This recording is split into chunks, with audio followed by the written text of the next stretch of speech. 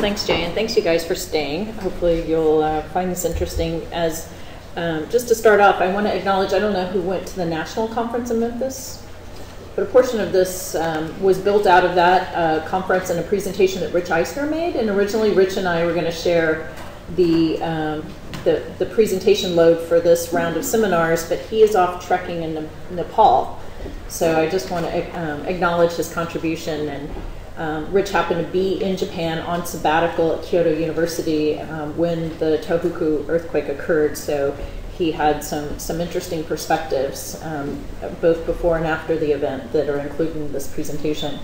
And as Jay mentioned, I just want to acknowledge I was part of the EERI LFE team to Japan, also part of the GEAR team there, and also the GEAR team to Chile. And the Lincoln Institute of Land Policy has been funding some research that I'm doing, looking at governance approaches to deal with large-scale disasters. And that's actually funded my work in New Zealand. So I also want to recognize all the professional planners and emergency managers and other researchers in the 3 countries that I've been focusing in on telling these stories. Many of them are victims themselves and continue to be troubled by the challenge of balancing the work that they do with recovering their own lives and their families' lives. And I really appreciate their time and their insights.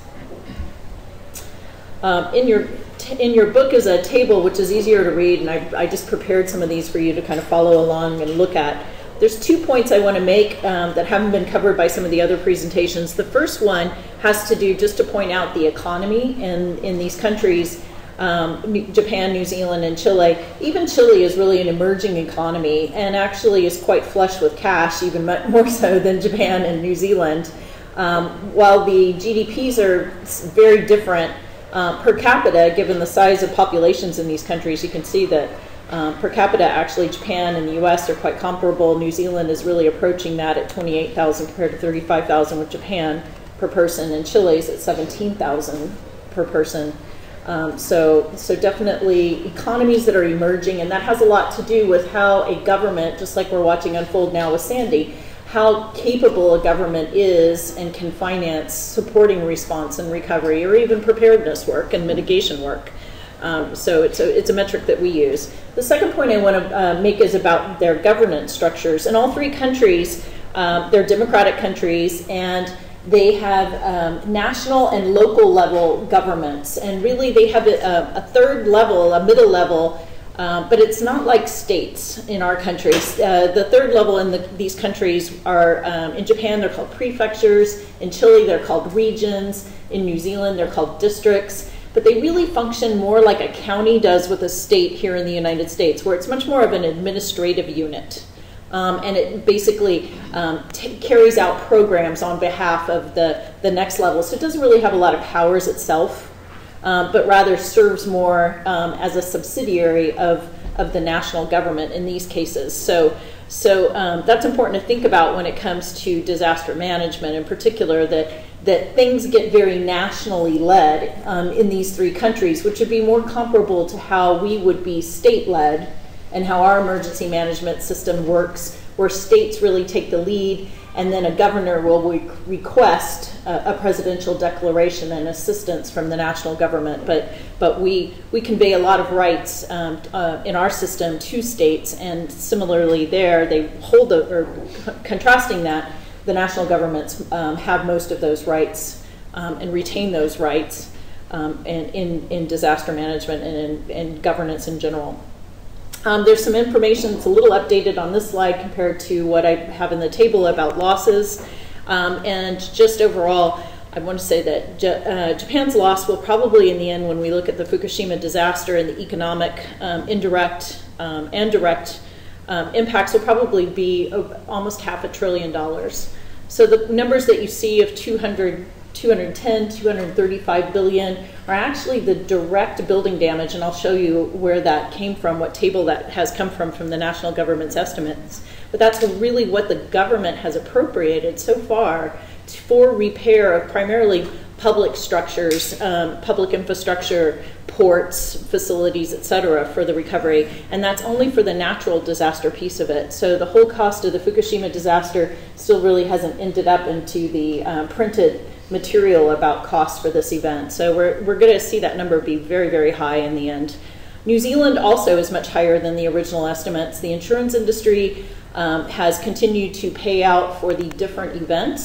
So some of the insurance quotes were early on, and now we've had 4 significant aftershocks that the industry has paid out on. So the number there is close to about 40 billion, which will be much more comparable to the Northridge earthquake for those who are familiar with losses there. And I feel like in many ways it actually, as a planner and in the challenges they have there, it's much more intense in some ways, and yet it's also quite similar to the Northridge earthquake.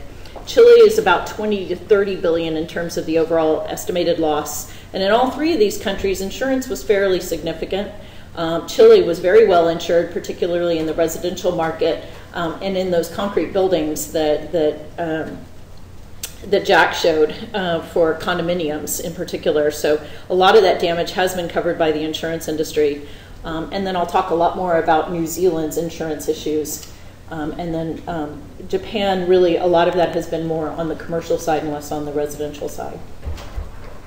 I structured this presentation around the disaster management cycle, but I'm going to move around, or I'm going to follow that, but yet the policies and some of the discussion actually circles all the way around. And the point I just really want to make is that in large-scale disasters, you have all of these phases happening simultaneous. So for many people, especially in the Tohuku region, that have been impacted really heavily, that are even still removing debris from their communities, they're still sort of stuck in a suspended response, early recovery stage, whereas other places are already moving into reconstruction.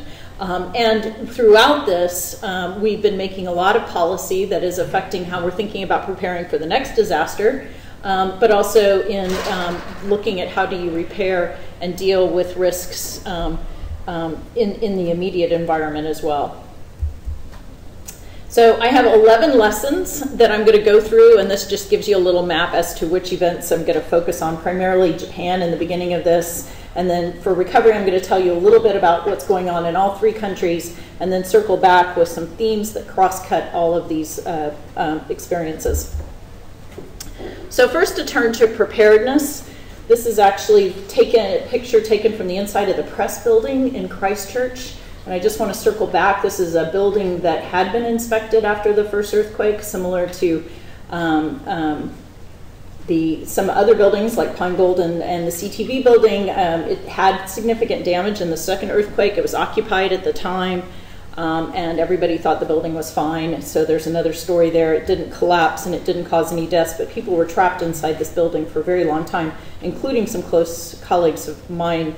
Their children actually were trapped inside here, and this was taken inside where the press, the newspaper itself for Christchurch, actually, this is their offices.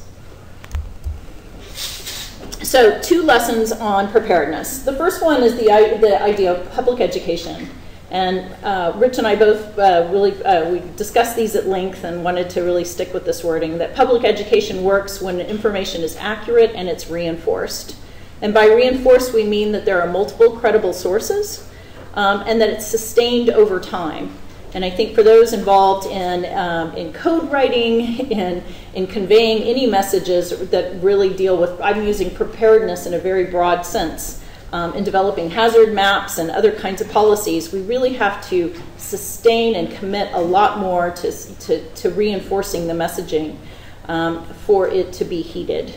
The second lesson is that preparing for the possible is important, not just for the probable. And we've had some heated discussions in these seminars about what this really means. And I'd like to kind of put in your minds, and hopefully I'll tell this story right, but there's so much information here, that this has really been a sea change in thinking in Japan, in that typically everything in terms of how they design structures is very driven by the probable and a probabilistic approach, very comparable to us.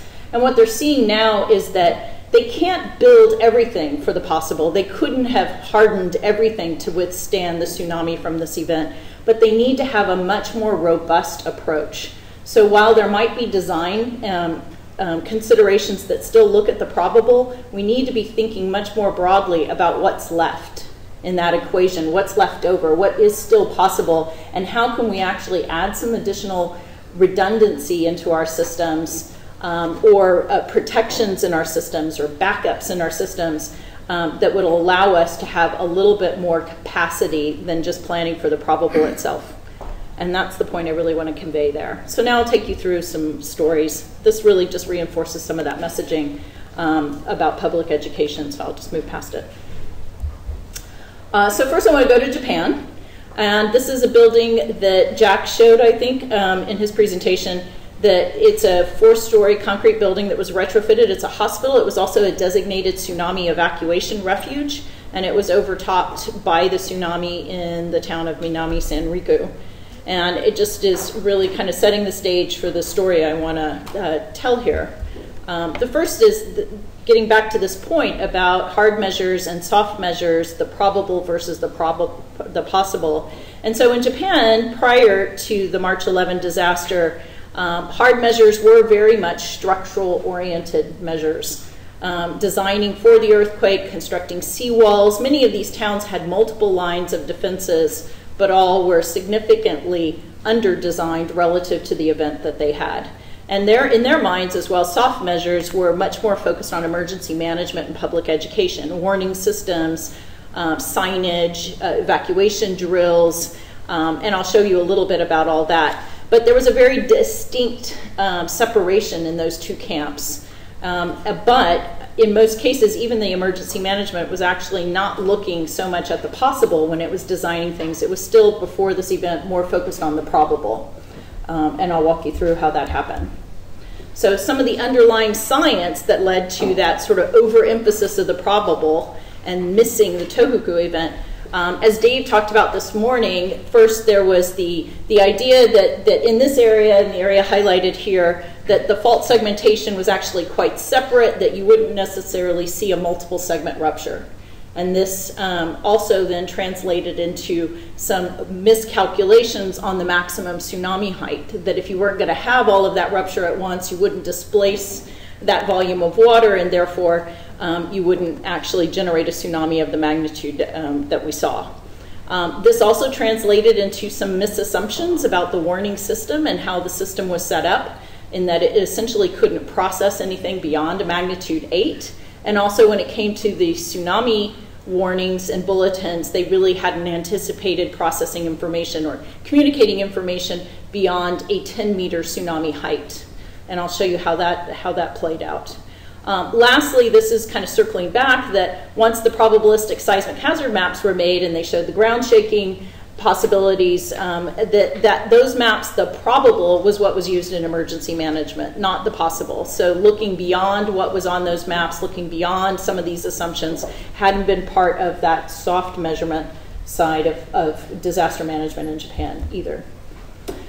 Here's a list of some of the historic tsunamis in the Tohoku region, and we see they had a long history of this. There's some that even go back beyond this. The point here really is that the 3 events prior to 2011 were really the ones that most of the planning had focused on, the 1896, 1933, and 1960. And the 1896 event was really more of the design event in the north end of this region that was impacted, or the far eastern end of the region, not so much in the south. In the south, or western region, closer to Fukushima, the Chile tele-tsunami had actually been one of the main design events. So eventually it was much smaller and also had a much greater lead time. So in terms of really thinking about a near-shore, large-size event, that really wasn't in the psyche as much, particularly in Sendai and in the Fukushima region. Just in the last decade, prior to the March 11 event, there had been more research done on the 869 tsunami, which is much more comparable to the event that we actually saw March 11. But this had not, even though it was known, it hadn't made its way into the seismic hazard maps when they were updated in 2005. And so there was a strong recognition that the magnitude was probably even greater than what had been estimated for this event. But again, this hadn't actually worked its way through the consensus-based process. And the community hadn't really bought into how it should address this 869 earthquake. And this is a map that's been produced by some colleagues, just comparing what we think the mapped boundary in black is for the 869 event compared to the tan shaded area representing the inundation area in 2011. So just to show you that there is a strong correlation. This is actually a map of the area down closer in the south near Sendai, and the Sendai airport, if you recall, which had where you saw all the planes getting inundated. Yesterday I burned out two pointers, so I think I'm out of a pointer today. I think they took it away from me. Does it work today? Yes, just take it off to the right. It goes off that screen onto this one. Keep going. Keep going to the right. Keep going. There it is. Oh, wow. How weird. Okay. We do that, and this is going to be edited out, I hope, but we do that so that when we're recording this, the mouse shows up. Okay. Someone watches it later and the laser pointer does not. Thank you. Okay. So the Sendai airport is actually down here. And this area is much more of a coastal plain, much more like Southern California as a close proximate for the fact. So here the waves could actually propagate pretty far inland because it was a very gentle sloping plain, as opposed to the more northern and eastern part of the region up in Iwate Prefecture. That is a much more rugged coastline, much more similar to the Oregon and Pacific Northwest coastline, and the south again is much more of a plain. So this is a map. This is the map, the 2005 seismic hazard map, that shows really strong ground shaking down here. Okay. Down here, in the more heavily populated area, you've got Tokyo about here, you've got the Osaka, Kobe, Kansai region about here, and this area, and this part of the subduction zone is called the Tokai, Nankai, Tonankai area, and that's really been the focus of planning. So there was some thinking since Kobe to do more what we call catastrophic or large-scale disaster planning, but that had really been focused more for tsunamis on this region where there was a heavy population area, and the seismic hazard maps were showing high levels of ground shaking. And the Tohuku region, as you can see on this map, really, for a number of reasons, as Dave discussed, particularly ground shaking, it just wasn't estimated to have high levels of ground shaking, but it was really missed, again, in the emergency management and planning for tsunami. The other things I've already said, that this their planning had really been built around these expectations for the other, the 1896, 1933, and 1960 events. And here we see how the probable versus the possible actually lined up.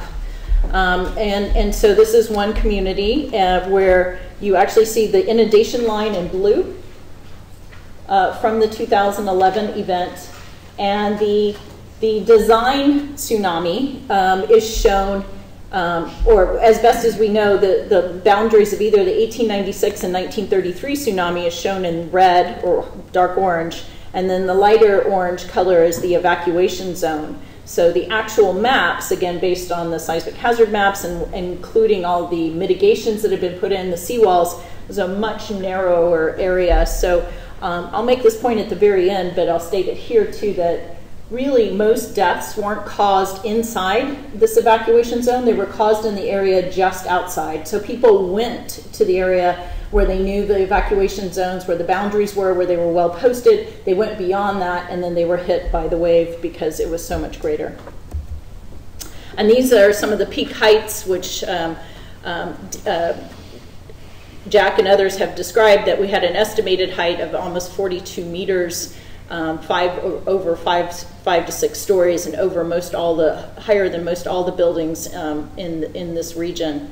And generally speaking, the tsunami was higher in the northeastern region than it was in the south. Again, somewhat of a function of topography, perhaps, but also just the geography and the location of the subduction zone being much closer to land up there as well.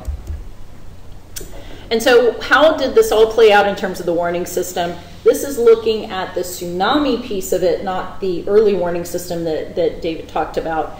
But the JMA, the Japan Meteorological Agency, actually issues bulletins does the early warning system and also issues the tsunami bulletins. And so the first notification came out about 4 minutes after the earthquake. and it estimated a wave height of 3 meters. And as David talked about, there was actually a problem with getting the magnitude of this event correct. And so that then influenced their ability to project what the tsunami height was going to be. So the systems were actually overwhelmed by just the amount of data, and also not recognizing, it saw this as 3 separate events that were of a magnitude 8 or less, instead of one large event, and so therefore they weren't getting the wave height right. But even when they began to see that the magnitude was much greater and they were correcting the magnitude, they had in place a system that estimated that basically only issued warnings up to 10 meters. So they weren't really communicating the proper information with people as well. So this was the problem with people climbing to the 4th floor of buildings thinking a 10-meter height was actually going to be, they'd be safe from that, and they were not. So you can see here that by about 45 minutes into the event, they were finally getting to the point of saying over 10 meters. But by that point, many parts of the coastline actually had been inundated and communications had been cut, and this information wasn't making it to local government officials, and definitely not to the public in most of the impacted region. So these are some slides of a city, Ofunato, which is really like the tsunami preparedness poster child of Japan, or had been prior to this event. They actually had experienced the 1896 tsunami, had a number of people killed there, and chose as a community then to actually set back from the coastline, and they relocated their residential areas up into the hills. And so you see this picture taken here from the hills. You've got what look like more like houses nearby you, and then down by the port you actually see more commercial and industrial uses. I'm going to talk about this kind of land use configuration again later, but it's definitely part of the planning psyche in Japan to try to separate those uses and take most people and their living quarters out of harm's way and out of the lower elevation areas. And so Rich was actually on a tour there 9 months before the tsunami, where he was being shown how all this tsunami preparedness work had gone on in Ofunato. So he took some pictures. Here's a picture of the historic wave heights from one of the, I think this is the 1896 tsunami, showing a 5.3 meter wave height at that point in the city. He also took pictures of signs showing, directing you to the refuge areas, this one in English as well as in Japanese, telling you to go to Daimachi Hill as a tsunami refuge. There also was a warning system that went off every day, 3 times a day, a siren system, and it played Edelweiss in the morning, played a traditional Japanese song midday, and it played the Beatles Yesterday in the afternoon. So that was very fun to see. And so now Rich is down on the plain near the harbor in the commercial district that was down there, and he circled this building, the Maya building, which is about a 5-6 story building, as a data point, because then we went back there in June of 2011. And so here you see that building again, and in front of it you actually have a floodgate. So this is one of the defense systems that have been put in. This city actually has a breakwater offshore at the beginning of the harbor. It then has defenses right at the land, and then it has an interior set of defenses to stop the water as well. So these walls were 2.5 meters high.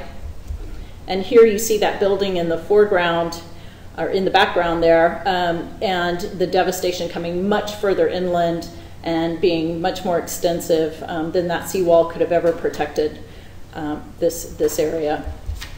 And here is getting back further, getting into the residential area that was up on the hill a little bit more, and you can see that the tsunami even inundated the residential area as well.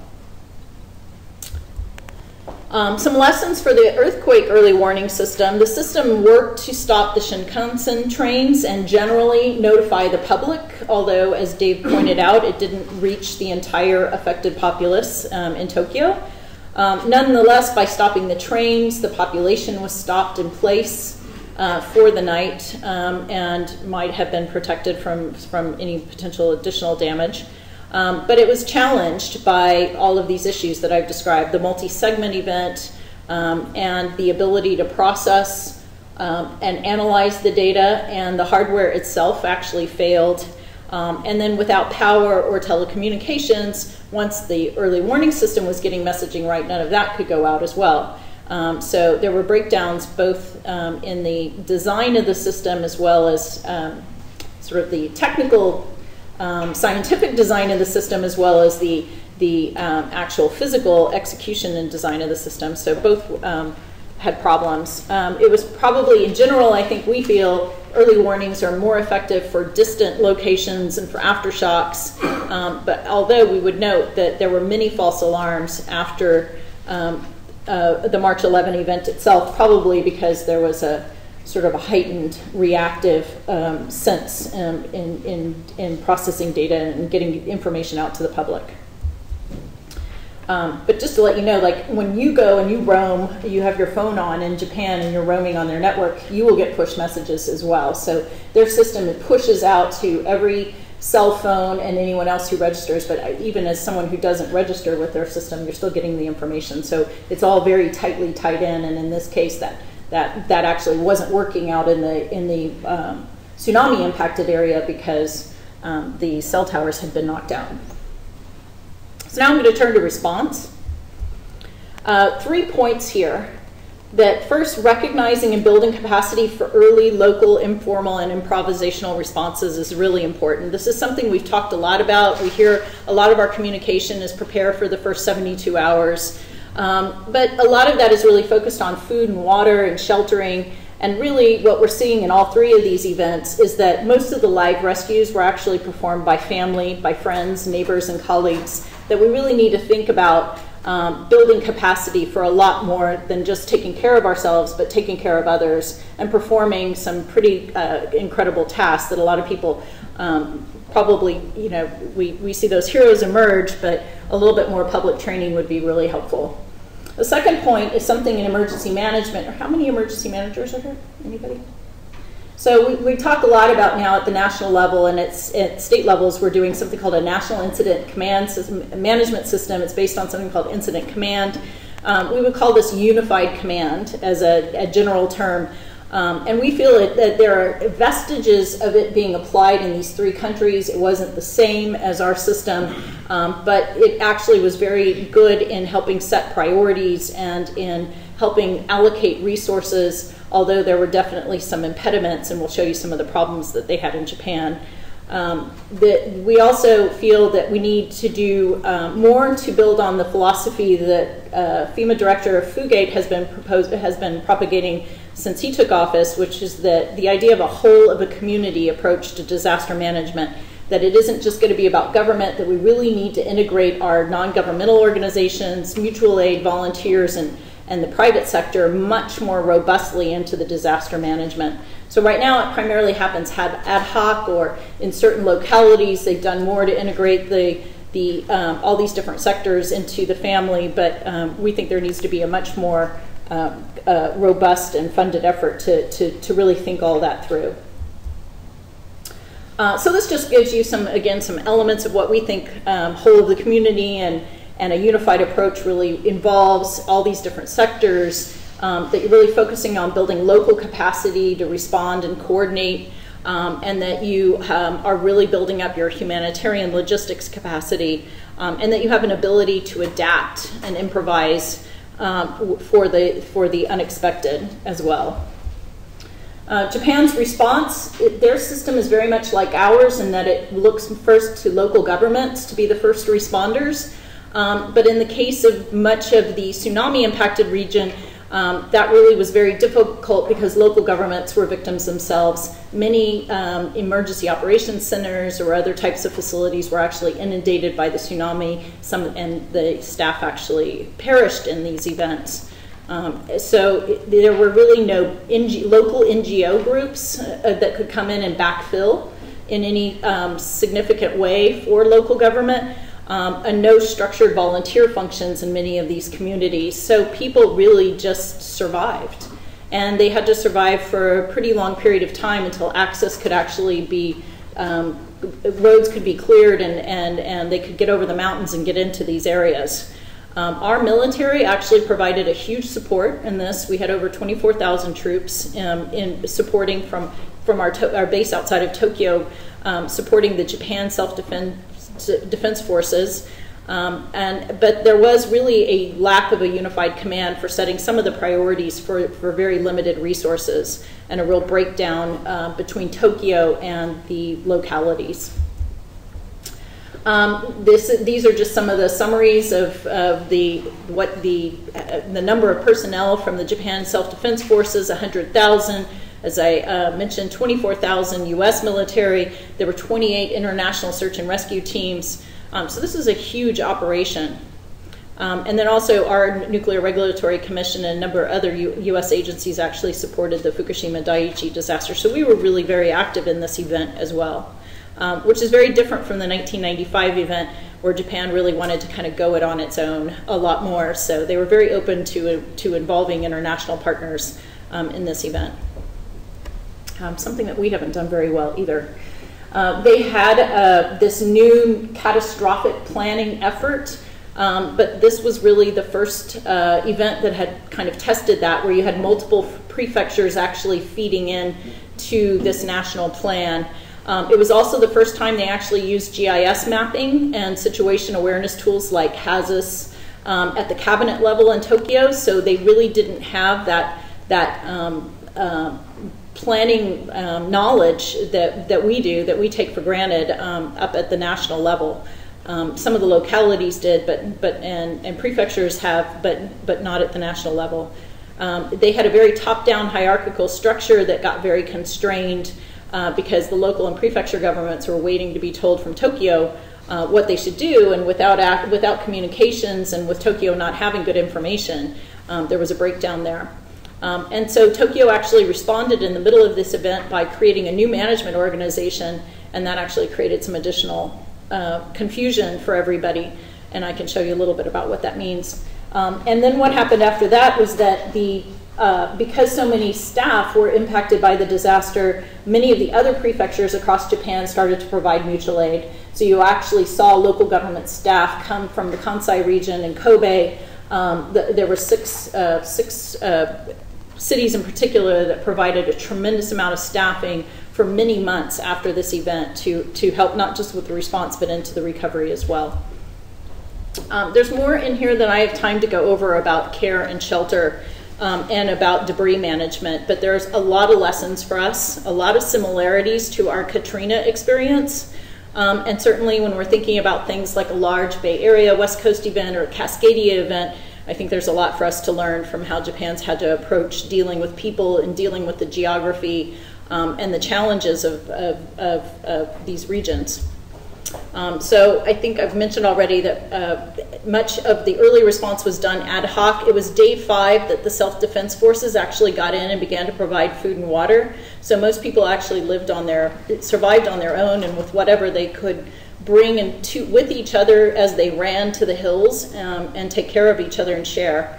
And the organized sheltering, actually that function took a while to actually get up and going. Many of the local shelters were inundated as well, so they had to look and create new shelters in many cases, or move people out of the area. And that's what this map shows, is how far people got displaced. So prior to this, Japan had not had a situation where they had to displace a lot of people as part of the sheltering operation. Kobe, most people were actually able to stay right in the Kansai region. They managed about 130,000 people in their shelters for over 6 months. And they also then had the impact of some additional people from the Fukushima relocation as well. So it was a huge operation and very similar to our challenges in Katrina.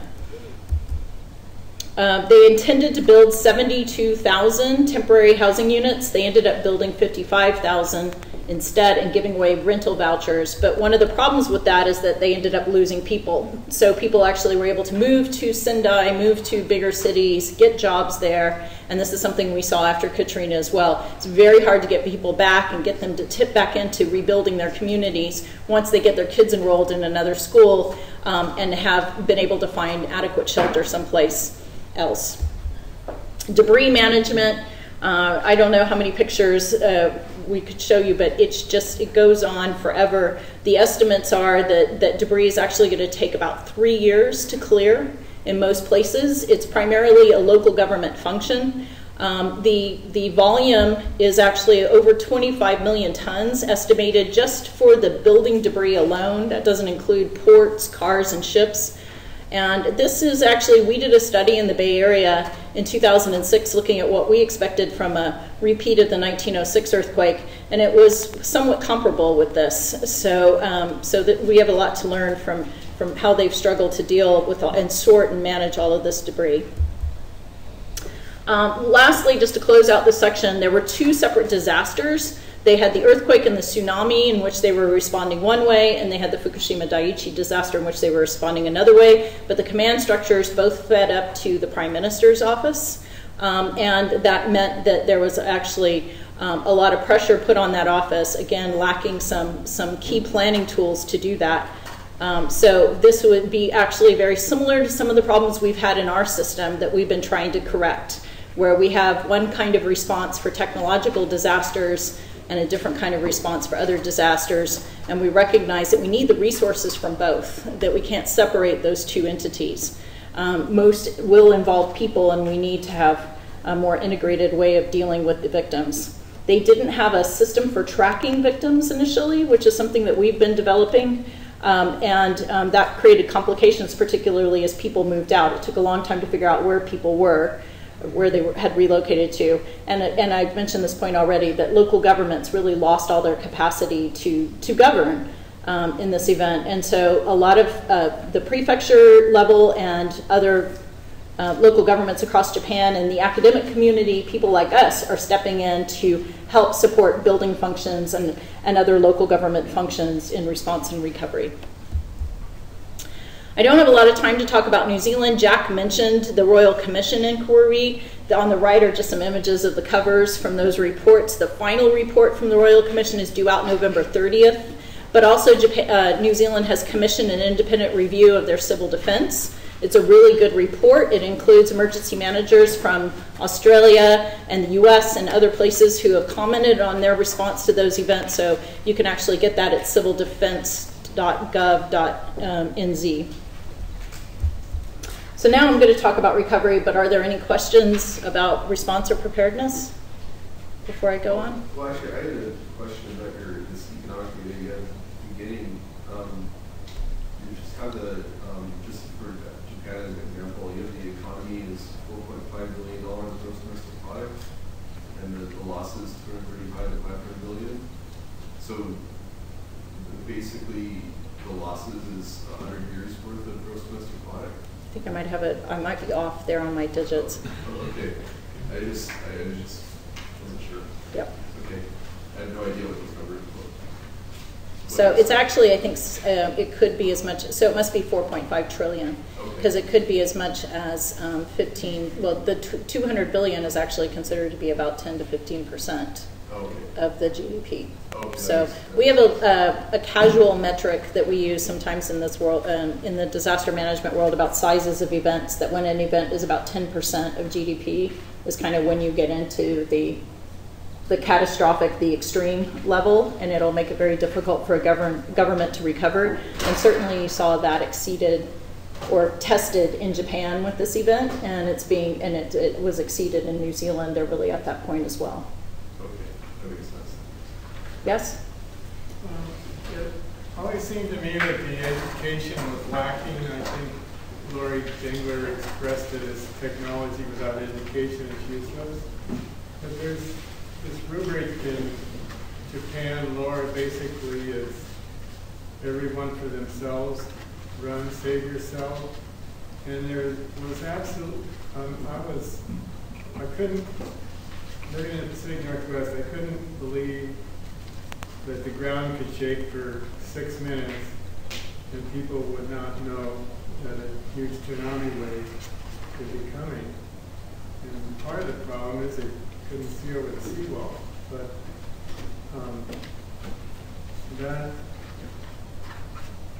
there was plenty of time that you didn't have to lose 20,000 people. Well, it really is a function of many things. So I'll break it down as best as I've made sense of it. Number one, what went on in the north, the more remote and mountainous area, is very different from what went on in the plains. So if 20 minutes, getting into your car and trying to drive in 20 minutes actually isn't going to get you in the Sendai Plain out of the inundation zone when everybody's piled onto the road. And we actually, for those of us who were watching choppers live at the Sendai Plain, you actually saw some of that happening. You saw backups of cars, and there's actually been a lot of modeling that's been done since the 2004 earthquake that talks about that people can actually run faster than you can typically get into their car. And we just had that experience in Hawaii where there were huge traffic jams after the earthquake this past weekend. So getting in the car and how far you could get really was a function of elevation and of volume of people at that time of day actually attempting to do it in different towns. In the north, where the villages were much more, the towns are smaller, and typically the hills were closer, then many people did run on foot. So some people got up to the hills. Many of the fishermen at the point of the earthquake happening got in their boats and drove their boats out of the harbors. And the ones who got out of the harbor survived, but the ones who were waiting or it took them longer to get their boat up and running weren't able to get out. And so you had essentially lots of people sort of at different functions. But what I'll show you at the end too is that over 60% of the deaths actually came from the elderly and children and people who couldn't run fast enough. Or went to the top floors of buildings, and then when the event happened, had no way to escape out of and the event was higher. So there was a miscalculation issue, number one, where people thought they were safe by going to 15 meters or 20 meters elevation or that point in a building, and actually they weren't because the buildings were overtopped or the tsunami got even higher. And I think that was more prevalent in the northeast area than what you saw in the south. In the south, you essentially had just a lack of knowledge altogether that tsunamis could be that high. They had been, the psyche was much more geared around the 1960 event. And so many people even stayed in their houses thinking, kind of like what's going on right now with Hurricane Sandy, I'm in a 2-story house, 6 feet of storm surge, I'm going to be fine. And that's what they were anticipating, were much lower level events and that they would actually be safe. Laurie? One of the things that we found when we interviewed people in communities is a little paradoxical, that when the massive shaking stopped and they walked around, they saw very little damage because of how great they've done in terms of that kind of mitigation.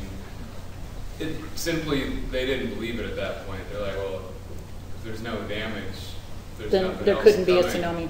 So, which resulted a lot with the elderly resisting going, because they're like, well, everything's fine. There's no reason to go. So it was an interesting little paradox that we heard, like, well, we did so well on the structural side, there must not be any other problem going on. Yeah. That was true. One school that I was in Ishinomaki. So Ishinomaki is a really confusing one because it is just north of Sendai, and it's one of the towns where, I can't remember the statistics, but it's many thousand people died in Ishinomaki. And it's, each neighborhood kind of has a different signal when you try to process what went on. So some people went to the refuge, the designated refuge. Lots of people went there, and there was a hill right there, but you just couldn't actually get that many people there, and a lot of people actually couldn't physically get there in time. So there were kind of wide plains, and it was a river area. So most people actually just went to higher ground, or as the tsunami came in, they went to the building next door that was higher. But they then at that point it was more dense, and they couldn't really get people away in any large numbers. So, but every neighborhood kind of has a different story there in terms of what happened. Yes, Heidi. At one point you talked about how there needed to be kind of a big, kind of a nationalized kind of single strategy, but at the same time you were saying that a lot had to be locally done, or individuals had to take their own kind of initiative and do a lot of the response themselves. So can you clarify that? Like you're saying at one point that the president, the head of Japan didn't have enough information, so the top-down didn't work, but then there's like the National Incident Command that's recommended as a single unified message. So I was a little Yeah, it is confusing. The way the incident command system works, which the terminology in California and nationally are both based on, is that from the moment an incident happens, the first person who arrives is the incident commander. And then there are sort of functional areas that you filled out. So you fill out a logistics function, a planning function, a management function, well, that's the incident commander, a finance function, administration function, and operations. And so people are trained, for example, in San Francisco, people are trained in all of those functional areas. And all senior staff are actually trained in that. So if an event happens at City Hall, whoever is first there is going to be the incident commander until, you know, someone who has more experience will actually step in. So it may not be the fire chief in the initial stage, maybe somebody else. And so unified command really replicates that same model across all levels of government and amongst multiple entities at the same level. And so the concept is that if you're a non-governmental organization or a utility, you would have that incident command. So your operations guy will talk to the next level operations guy, or logistics will talk to logistics, talk to logistics, talk to the logistics.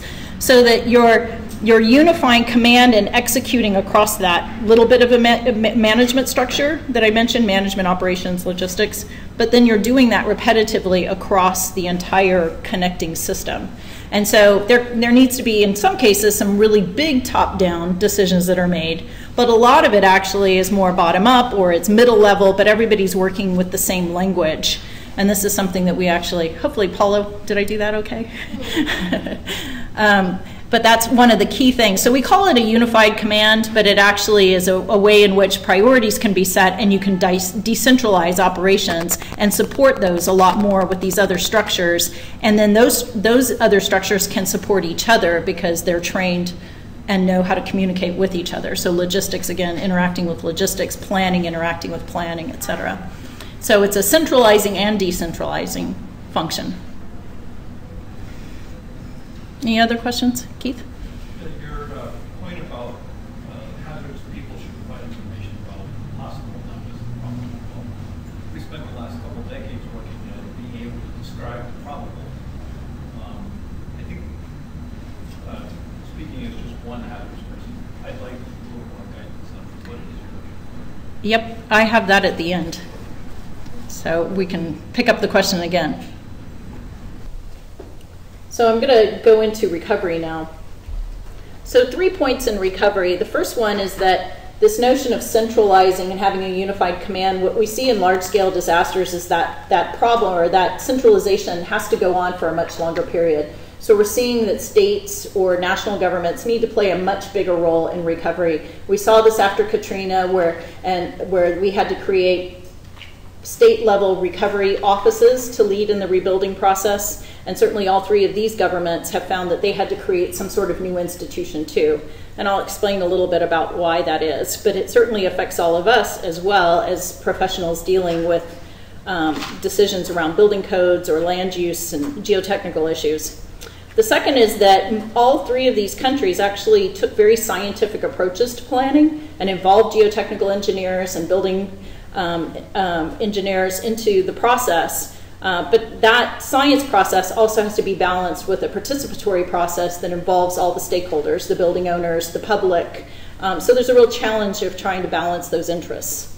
And the third is that with recovery, there's this urgency to do things fast and that you need time to make decisions. And this was true. This has been true for the geotechnical engineers trying to understand the liquefaction problems in Christchurch, for building engineers doing inspections. And so really the way I would describe this is you're trying to manage uncertainty, and you have a lot of pressure on you to do that without a lot of information. And so what that ends up doing is creating some problems for recovery, in that sometimes decisions get out of sequence and you make decisions without adequate information because of this pressure. So I'm not going to spend a lot of time on this, but this is just some framing of the theory behind that essentially what happens in recovery is that what normally goes on and how we replace buildings and infrastructure over time, you're basically doing that all at once. So a disaster takes out all this stuff at once, which creates all of this pressure on the system to rebuild all of that, to design all of it, to reconstruct all of it in a much shorter period of time. And that's what's really unique about disaster recovery from normal construction, normal design, normal city planning processes. The other issue that we're seeing more and more in this is that the way we typically think about it is the area that has the most damage is the area that immediately needs all those new services, and that's not true. It's where the people actually move to. So those are the areas where people relocate is where we're going to see that immediate need for additional services. And this is something that's really important for disaster managers and for planners and for all of us to be thinking about in designing the rebuild, that we have to get the sequencing of putting that added capacity, maybe adding new schools into a certain area, putting a new commercial district together, increasing the capacity on infrastructure in these areas that are more of the receiver areas than the areas that have been hit the hardest. So we tend to focus on the areas that are hit the hardest.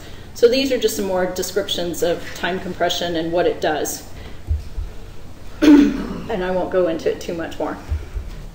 So now I'm going to take you back to Japan, and this is a summary of the disaster impacts that were done, produced by the national government about 3 months after the tsunami and earthquake. And this is where the 210 billion number resides, where they had put together an estimate of the building damage, the lifelines, the infrastructure, agriculture and forestry impacts. So this is really feeding into a number of national programs and requests for money that local governments and the prefectures had bundled together to give to the national government. And it was the basis by which the national government made appropriations. So there were 4 appropriations of money made after this event that amounted to a little over this amount, 225 billion, I think. So that's where this figure comes from. I mentioned earlier that Japan changed its management structure midstream. It ended up really emphasizing having national offices in the prefectures, which created a lot of confusion because people weren't used to working with them this way. But what it has done also is that it centralized the entire process of the recovery as well through these prefectural national offices. So every local government now has to go through the prefecture to get money for their rebuilding effort. So the emergency headquarters is kind of morphed over time into the recovery agency that the national government is leading. But what I want to call out here is this little box right here. On April 11th, 1 month after the earthquake, they actually got people like us together and they formed a National Reconstruction Council of tsunami experts, building experts, seismic hazard experts to talk about the rebuild. And they actually came up with a very science-based approach and set of principles for how they were going to focus on rebuilding. And they set that sort of top down. This is the first time in Japan they've done this at a national level since the 1923 earthquake in Tokyo and World War II. So it was not something that they were used to doing, and it had some pretty big implications. These are concepts that National Council actually issued. They're just cute little graphics, but there's a lot of meat behind them. But the idea is really the sea change that I was talking about, of moving from the idea of building just a single system or a hardening, an approach to basically building hard measures to deal with the tsunami threat, and instead looking at a portfolio of options. And so what this says in a simple way is that we would actually have redundancy in the system. You would have breakwaters, you would have levees actually at the shoreline, and you might actually have backup levees. But also what I explained to you about Ofunato, that they really wanted to promote separating uses and getting all of the people out of harm's way. So there's actual different configurations that they put together based on the topography. You know, some of the more steep valleys, narrow valleys where there was less land, then the idea is actually we might cut into the hillsides and develop land, or if we couldn't actually get the houses up into the hillsides, we didn't have enough room, then we would actually raise the land like you see in Type 2.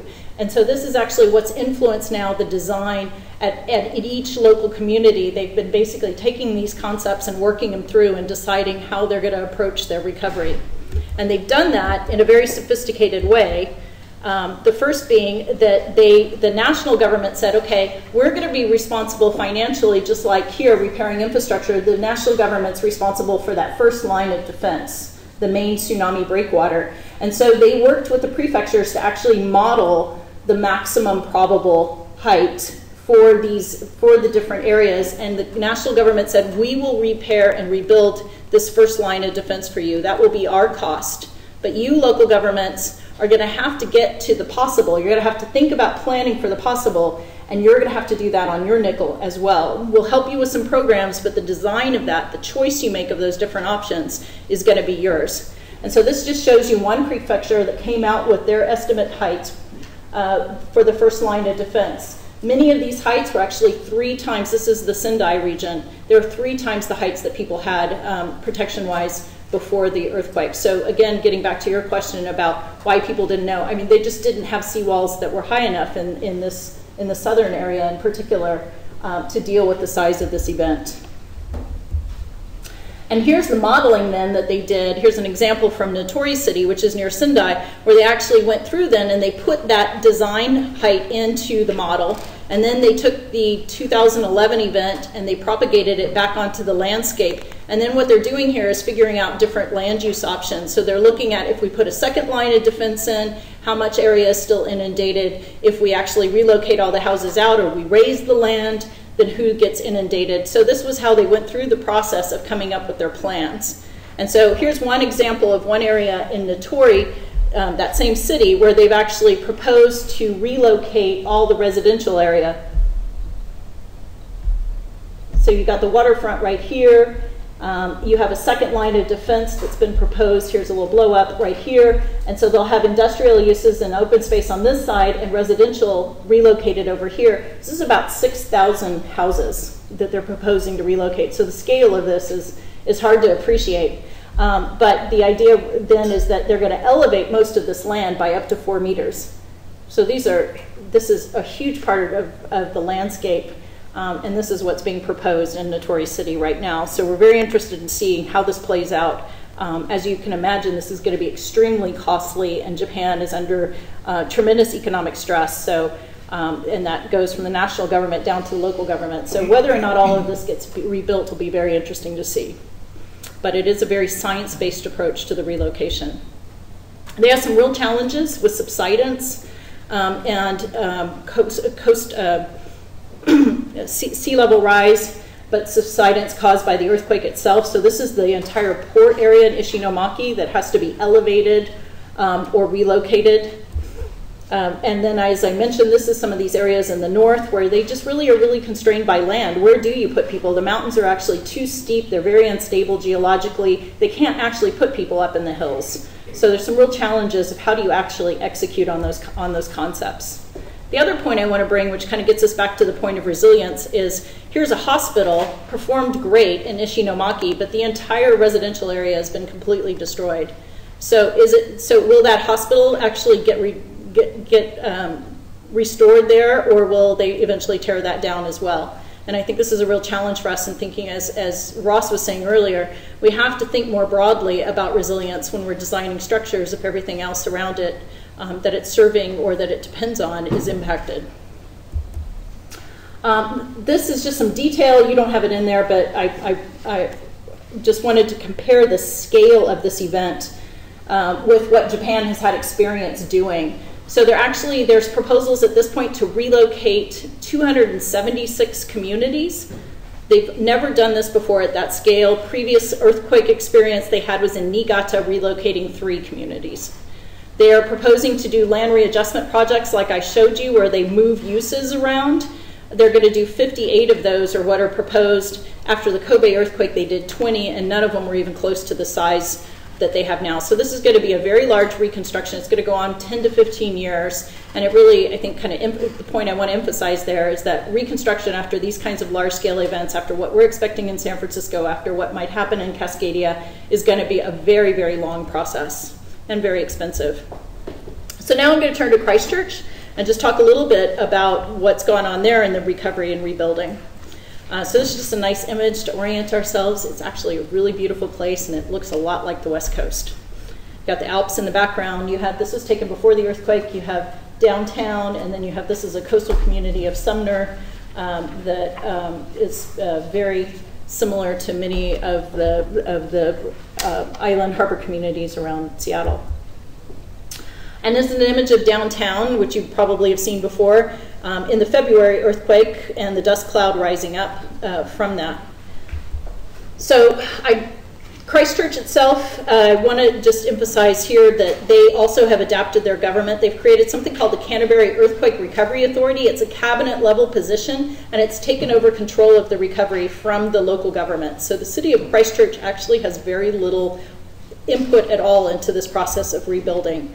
Most decisions about land use and about infrastructure rebuilding are being handled by the national government, and that's really being driven a lot by the economics and the cost of rebuilding and the fact that the national government is financing that.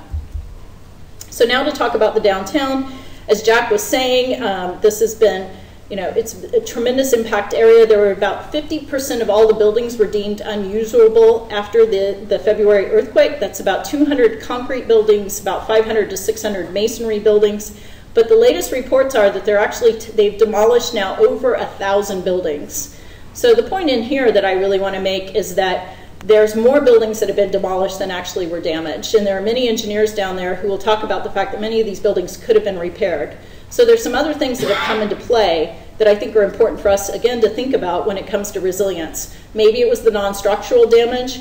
It's the economics of recovery downtown, the fact that insurance was much more willing to just settle now than wait for the uncertainty of what repair standards would likely happen. So there are a number of different issues that are factoring in to why people have essentially just walked away from downtown. The city council drafted a plan. They did it over the summer after the earthquake, so about 6 months the draft came out. This is the final version for the downtown area. They had some concepts in there of building a green city, of doing a more compact central business district, of having more residential uses in the downtown. This is definitely a downtown that was more traditional office, government support, and not a diverse, integrated downtown like Seattle, as an example. But the other point of this plan that I wanted to share is just these images of buildings that were in the plan. Nothing over 4 to 5 stories in height. And that was really because of things like the Fourth Site bar building, where people just, you could talk to almost anybody in Christchurch and they will say, I am never going back in a high-rise building again. Maybe that will change with time, but it definitely affected the economics for building owners. Because if you had a 10-story building, a 15-story building, and now the plan's saying you can only build back a 5-story building, then for a lot of people it just made more sense rather than wait and try to repair just to tear down their building. So a real reaction to the previous style of construction down there. And here's essentially just some pictures showing you how downtown came down. I love this picture on the right. It's taken right after the earthquake in March, and you can see the Grand Chancellery building right over here, and it's tilted. It's actually that much out of plumb from that distance. This isn't exactly a match from location, but you still get a sense of how much has been torn down in the last year and a half in the downtown. For those who have been to the Bay Area, Christchurch is about 400,000 people, which is about the size of Oakland, and the downtown actually looked, in terms of volume and numbers of high-rises, quite similar to Oakland. So this would be quite a stark change. Now, many of these businesses actually just relocated to suburban commercial areas near the airport and other places, and many businesses actually found they didn't need to have a business anymore, that they could consolidate operations in Wellington, up in Auckland, back in Australia. So there's been a lot of loss of use in general. So here's another view of downtown just in the 3 months between May and August of this year, showing it, some more buildings coming down, more cranes still in the sky, and more buildings still coming down after I left. And this is a map of an aerial view of the downtown. And between May and August, I'm just showing the area of cordon having been reduced, but it's still quite large. So there were initially 114 city blocks that were cordoned off. So again, for building owners and for businesses, this really was just a death sentence. There was no way for them to get back in, no way to start their business again. Who was going to be the one lone guy to kind of set up an outpost, essentially an urban outpost? And this is something that we saw in neighborhoods in New Orleans as well. It's really hard to get the business community to come back in when something like this happens. So while the cordon was there for safety, it allowed for demolitions to happen more quickly. It also has created some pretty dramatic economic effects. And I put a little star here pointing to north. I could have chosen south. And this just reorients you on the plan here. This is a new plan that the central government has drawn up and just issued. And the area in green is land that the central government is now going to buy out. And why they're doing that is that they're trying to actually create a marketplace for businesses to come back in. So they're saying in order to do that, we're actually going to have to take some commercial space out of operation. And this was not anticipated by the national government, but it's essentially in conversations with businesses and building owners, the only way they think they can actually reestablish and make things viable down there. They're also going to seed a number of anchor projects, they call them, which are things like building a stadium down here, building a metro sports facility down here, repairing the convention center. So a number of things are going to have to go on and be led by the national government in order to get the private sector to come back into downtown. There's been some real challenges of taking care of heritage buildings. And I just, a whole story there for people who are into heritage buildings and learning how they've struggled with this issue in Christchurch. But you can just see some really dramatic efforts here, like the stacking of crates, sea containers, I mean, for keeping up that one building facade there after the building was torn down. So now I'm going to talk a little bit about what's gone on in the liquefaction areas. As Ross referred to them as, there's the red zone, which is the area that the national government proposed to buy out. And then there's these other areas that you can rebuild in that are technical categories 1, 2, and 3. So I'm going to it's the same viewer. I've just moved north from Christchurch so I can tell you a story that's simpler. This is in the district just to the north. It's called Waimakariri, and there's a small town in there called Kaipoi, which is this area in the middle. And over here is the ocean, and here's some beach communities that were also red zoned. And here's after the September earthquake, here's a map of the liquefaction mapping that was done by the Earthquake Commission. Now what's unique about New Zealand is that one, they have a national earthquake insurance program, but secondly, they also, as part of that policy, do land remediation for the house. So they had a geotechnical engineer on call to do inspections, just the way you have engineers that go out and do damage inspections for insurance companies or for FEMA. They actually had the geotechnical firm, Tonkin and Taylor, who went out and started doing all these liquefaction and ground failure investigations afterwards. So they assembled a great volume of data very quickly and in a pretty sophisticated way, and there's a lot for us to learn from how they did that. This is the building damage after the February earthquake mapped on top of liquefaction damage. And it was really the combination that went on at the EQC of looking at the building damage pattern and the ground failure pattern and beginning to see that there was an overlap. So the geotechnical firm actually managed all this data, and they're the ones who pulled these different data sets together, went back to the Earthquake Commission, the National Insurance branch, and said, hey, look what we're seeing here. And this is after the second earthquake, and the fear of more aftershocks started to come in, and the idea of being liable for not only at a national level paying out to remediate land, but possibly remediating it again and again, repairing the house again and again, repairing the infrastructure, which was part of a national obligation, again and again. And that's where, as Ross was saying, the costs just started to add up, and the notion of actually buying out these properties started to take hold. But before that happened, Kaipoi itself and Waimakariri district had actually thought about rebuilding, had started conversations on how it would stabilize the land. And this is a map actually of the plan that they had put together, which is very similar right now as we talk about what we call managed retreat for sea level rise. That's essentially what they were talking about here, where they were going to set back from the riverfront, stabilize the riverfront, because a lot of the liquefaction has been a lot of the ground failure has been added to, complicated by the fact that the levees failed and you had lateral spreading along these riverfronts. And so they were going to go in and strengthen along the levees along the riverfronts. They call them stop banks.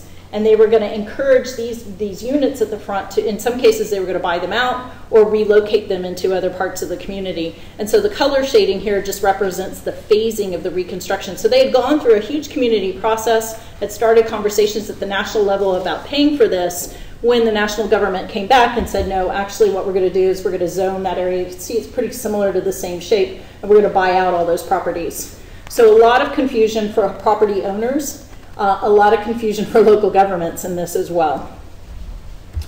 And you can see back down in Christchurch, just to kind of point I want to make here, is that by buying out these areas, it's created some pretty complicated land use issues. So number one, as Ross mentioned, there's TC3. The TC3 areas, which are shown here in blue, are right next to these red zone areas. And they're the guys that have the most uncertainty about what standards to repair to. So you're actually seeing a sort of propagation of blight that's going to be going on across the eastern suburbs of New Zealand, or of Christchurch, because you've got the demolitions going on in the red zone, you've got people who don't know what to repair their house to, and they're in huge debates with their insurance companies and the national government, and you've got businesses that have gotten no relief at all, so they don't know, should we come back in? The Ministry of Education hasn't been clear what schools to repair in this area. The infrastructure team doesn't know what infrastructure to repair in this area, because we really don't know what the future of the eastern suburbs are.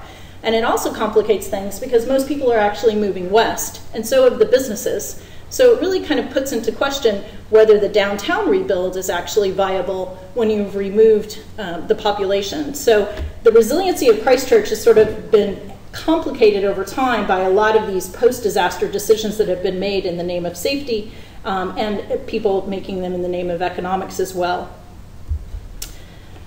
This is just some summary of the things I just said, that essentially the red zone has created a lot of winners and losers. People are having a hard time buying a house that it's of a comparable price because things are so expensive, there's so much demand surge, and there's still a lot of uncertainty for all the surrounding properties like TC3 or the businesses, the uninsured, public housing, no solutions for those yet either.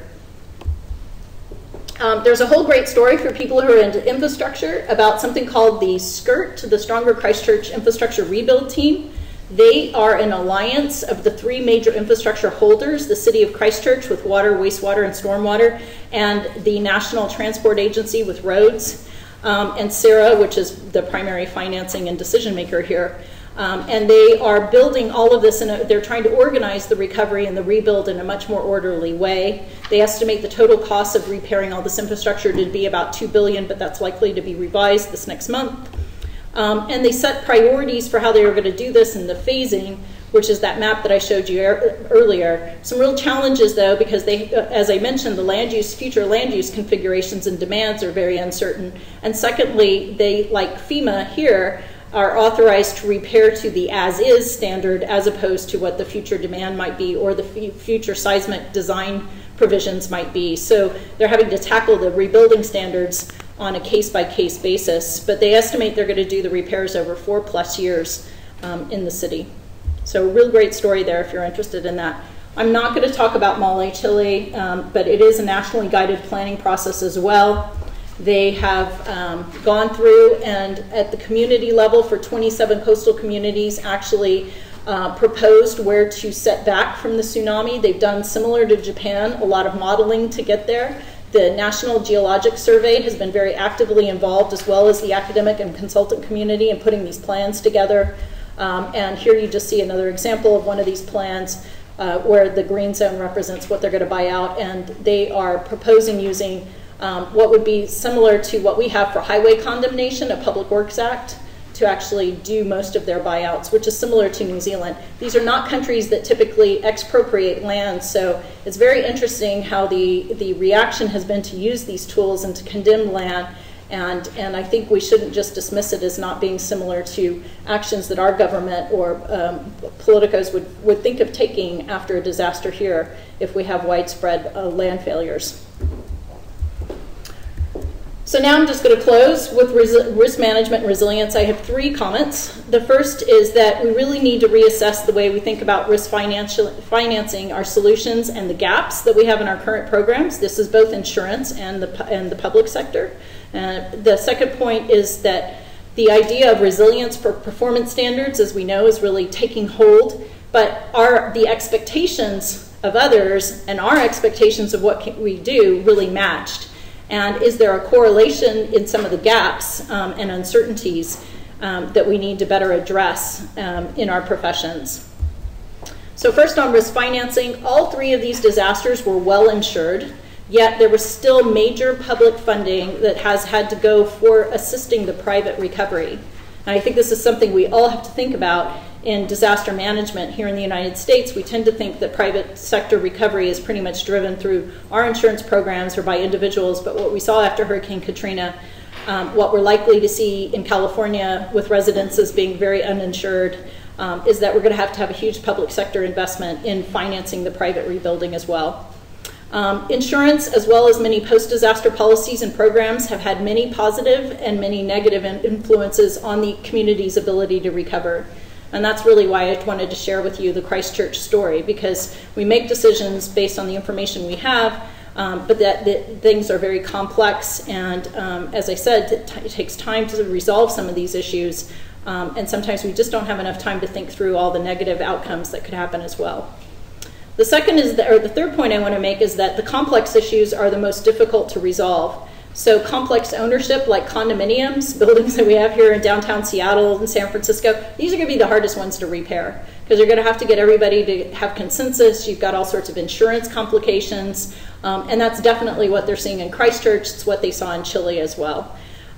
There's been significant post-event loss amplification, way beyond what we're currently modeling when it comes to that. In catastrophe risk management, it's much more than demand surge. It's been driven by access controls, moratoria, economics as well. And there are lots of ripple effects, both within these governments, likely to affect how insurance availability. I think in the commercial sector, we're already starting to see some changes even here in the United States based on these experiences that the insurance companies have had. So I think we're going to still see a lot of ripple effects when it comes to financing for a while.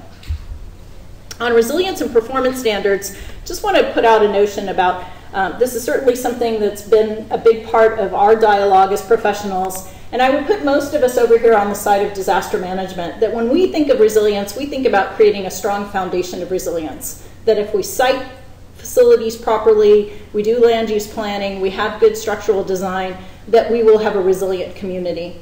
There's a whole nother camp of resilience thinking, which is driven more by sort of the ecology world and sustainable development worlds, where they think of it much more as the social and institutional and economic aspects of resilience. And they're focused much more on building capacity of people to prepare and survive and deal with their own recovery.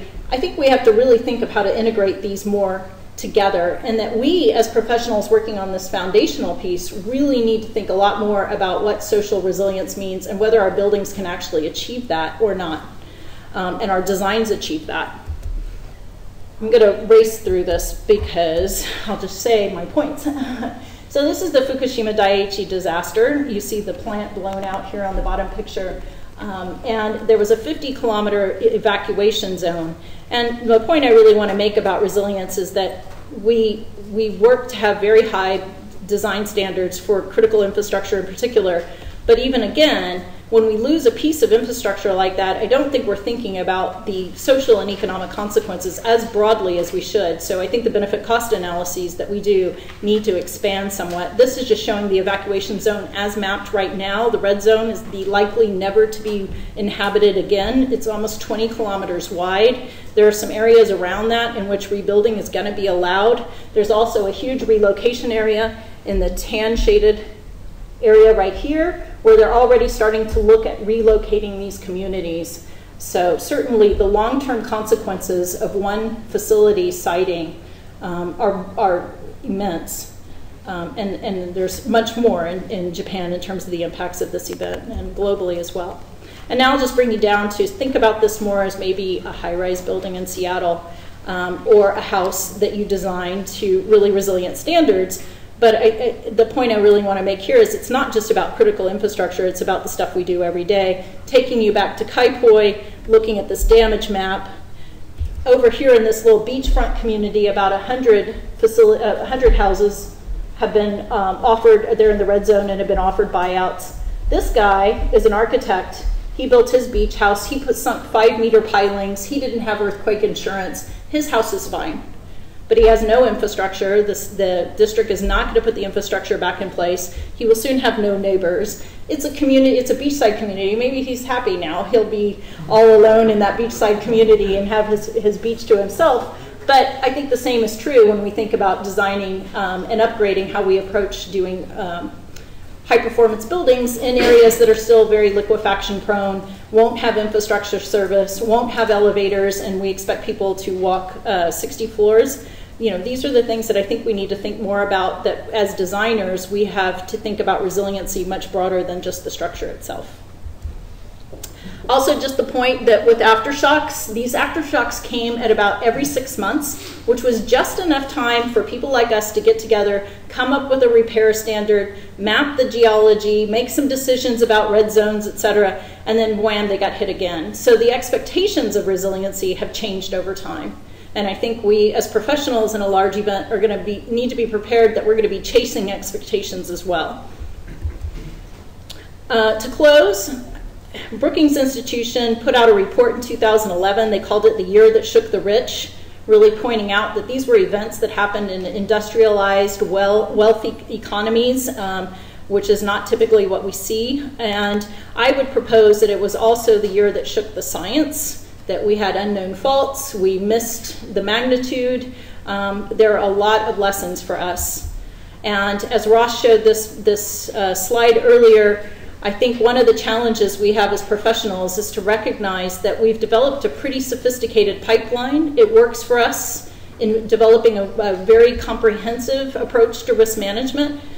We too have a consensus-based process by which we come up with our MAP standards, but this could be for codes or anything else. We have intentions of what these are to be used for, building codes, but they're actually used for a lot more things. And I think when we do our work, we need to think about that more. And the other challenge is we really need to think about how we hand off the information that we develop, how we receive it, and how we hand it off, and particularly the uncertainty. If we're designing for the maximum probable, but there is a possible, and there is some uncertainty with even our probable, then how do we communicate that better? And how do we hand that off to the next person? And ultimately, who holds the risk? It's typically not the people we interact with when we make our design decisions. It's you know, many parties removed in the end as to who actually holds the risk that we put into the process. So I think there's a lot that we can learn from these events and contemplate as professionals in both how we communicate and manage uncertainty and how we interact together in a multidisciplinary way on risk management. Just to close, what happened in Japan?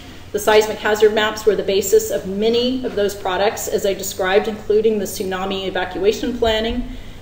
The EOCs were designed to a certain height, so the emergency operations centers were overwhelmed. Here, only 10 staff survived. This is a community that really lost its brain trust and its ability to recover immediately, and had to be supplemented by professionals coming from the Kansai region for a long period of time. Here's where a refuge that people ran to, and it too was overtopped. So again, a miscalculation. Well designed on the seismic side, not so much for the tsunami. And as I mentioned earlier about the deaths, while 30% of Japan's population is over 60 years old, 60% of those who perished from drowning, and most of those people were outside the MAP tsunami inundation areas. They were in the next zone over. So with that, I think, as I said, we've developed a very sophisticated science-based pipeline of risk management products and policy frameworks, but there are catastrophic outcomes when we don't get it right. And that is what I think planning for the possible really needs to be about. These are all three countries that had pretty sophisticated systems in terms of preparedness, mitigation, and governance.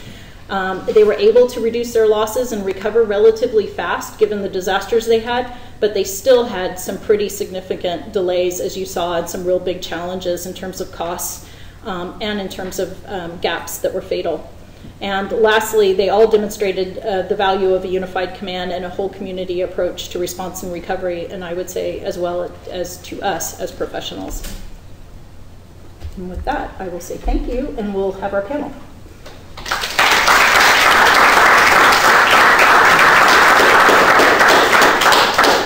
Is there, while people are coming up, is there a question for me? Yes. In this country, people think that a engineer designed building is a building that's going to undergo any particular earthquake They don't recognize it as a collapse prevention or a life safety building. How are you going to convince them to pay the extra bucks to have a resilient structure that's going to cost a hell of a lot more? I think that is our challenge as a profession. If there was one thing for EERI to work on, or SEOC, or all of us together, it's really figuring that out. Over the last 20 years, there have been 3 or 4 efforts of that. There have been people like Bill Petak, who is at USC, who's written volumes on this. Howard Kunruther has written volumes on this. I think it's imperative for us to get together and deal with what Bill's talking about, the concrete buildings, some of these existing buildings, where we have to be more honest with people. We're dealing with this in San Francisco. We have to be honest with these building owners and the inhabitants. So we need to think about the places where people are at risk and how we can actually communicate that information more. Maybe it happens through a multitude of things. Maybe it's not just about, the government has to pay. It's not just about the building owner has to pay. It's about incentivizing the market to do certain pieces. It's about regulating certain pieces. I think it's got to be a multi-pronged approach. In the wake of a 1,000-year event, why was it that the Japanese civil authorities decided to put the levees at a once in a 100-year event? I think policy is particularly, they want the locals to have some skin in the game. The second is that this is a huge region. I forget who was showing the map, sort of comparing it to someplace else. But whatever they decide in terms of policy in Tohoku, Japan is an island nation, so everyone else is going to want that level of protection too. So even getting to the 100-year protection is going to be an increase for most of these areas. So the cost, the policy that the national government would be making and setting in Tohoku, they had to think about equity of the application of that policy to other regions of Japan. So I don't have that necessarily on record, but I think that's something that is certainly influencing how much should the government invest in this versus forcing those difficult decisions of relocating people out of harm's way. And people having to basically, make those tough choices, and we have to deal with issues, the uncomfortable issues like private property rights. So is it the government's responsibility to give you the 1,000-year protection, and you still live there and you have all your rights, or do you give up some of your rights too? And I think that's the compromise they're trying to figure out in Japan.